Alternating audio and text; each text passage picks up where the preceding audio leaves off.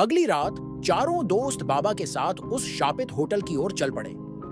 सड़क के दोनों किनारों पर ऊंचे ऊंचे पेड़ थे जो अंधेरे में किसी दैत्य की भांति दिख रहे थे। आसमान में घने बादल छाए हुए थे और हल्की हल्की बिजली चमक रही थी।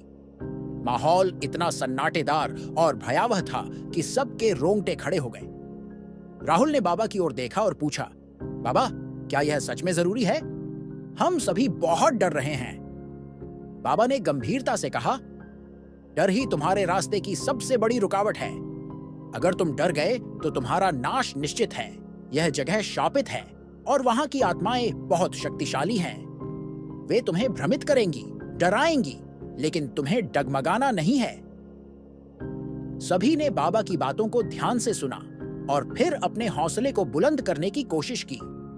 जब वे होटल के करीब पहुंचे तो देखा कि होटल की खिड़कियां अपने आप खुल और बंद हो रही थीं।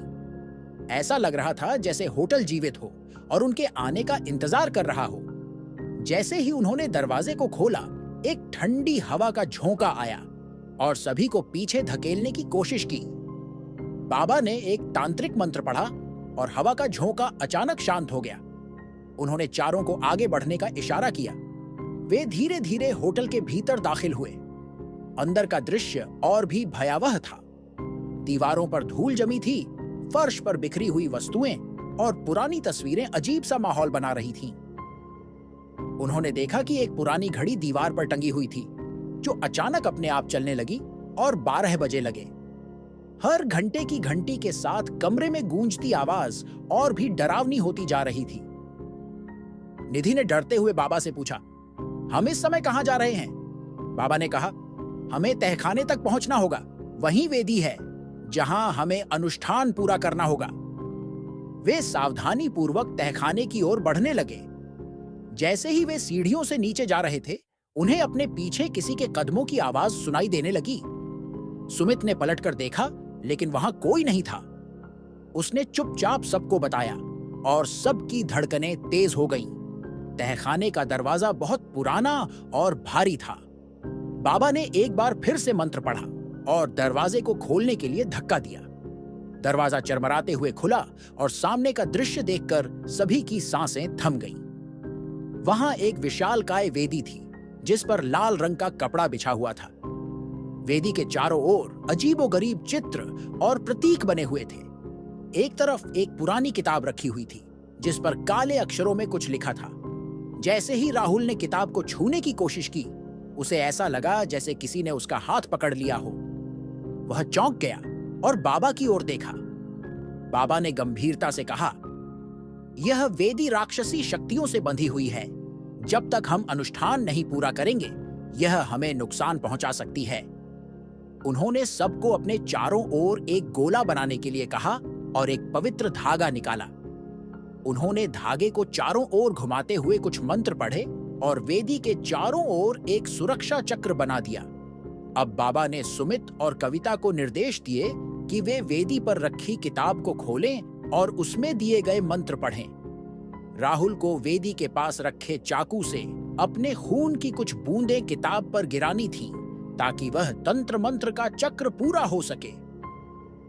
निधि को वेदी के चारों ओर बने प्रतीकों पर मंत्रों का जाप करना था ताकि आत्माओं की शक्ति कम हो सके।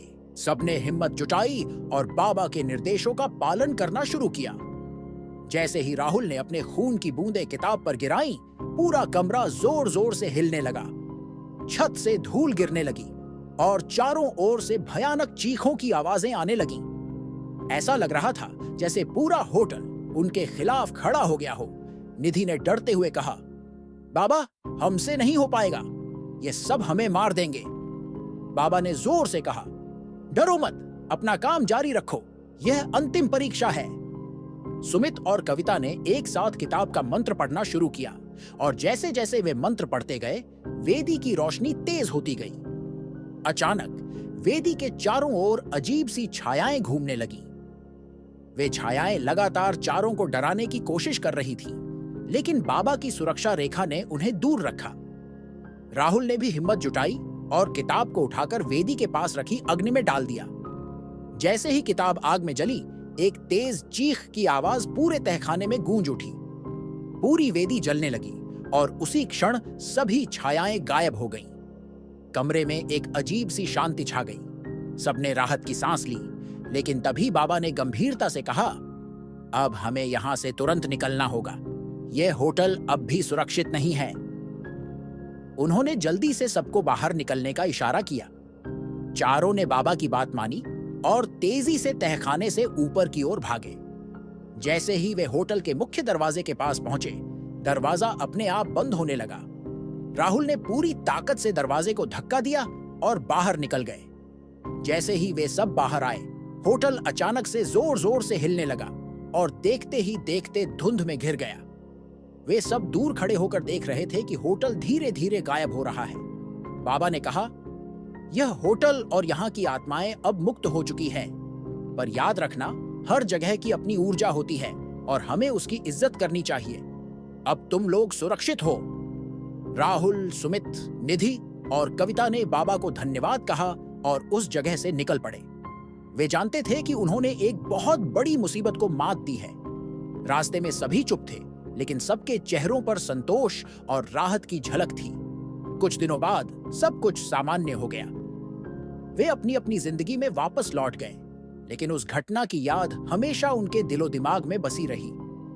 सुमित ने एक दिन राहुल से कहा, हमने जो देखा, जो अनुभव किया, वह कभी भूल नहीं सकता। लेकिन एक बात समझ में आई कि हर जगह के अपने राज्य होते हैं और हमें उन्हें छेड़ना नहीं चाहिए। राहुल ने मुस्कुराते हुए कहा, सही कहा सुमित, लेकिन हम सभी के लिए यह एक सबक था कि जब तक हम खुद पर विश्वास रखते हैं, कोई भी चुनौती हमें हरा नहीं सकती। इस प्रकार वह शापित होटल की कहानी और वहां की आत्माओं का आतंक समाप्त हो गया और वे चारों दोस्त फिर कभी ऐसे रोमांचक लेकिन खतरनाक अनुभवों से दूर ही रहे। अगर ये वीडियो अच्छा लगा हो तो लाइक करें, अपने दोस्तों के साथ शेयर करें और ऐसे ही वीडियो के लिए चैनल को सब्सक्राइब करें। धन्यवाद। अगर दोस्तों आपको गेमिंग वीडियो देखना पसंद है तो हमारे दूसरे चैनल प्ले ऑफ गोस्टर को सब्सक्राइब कर सकते हैं। लिंक डिस्क्रिप्शन में है।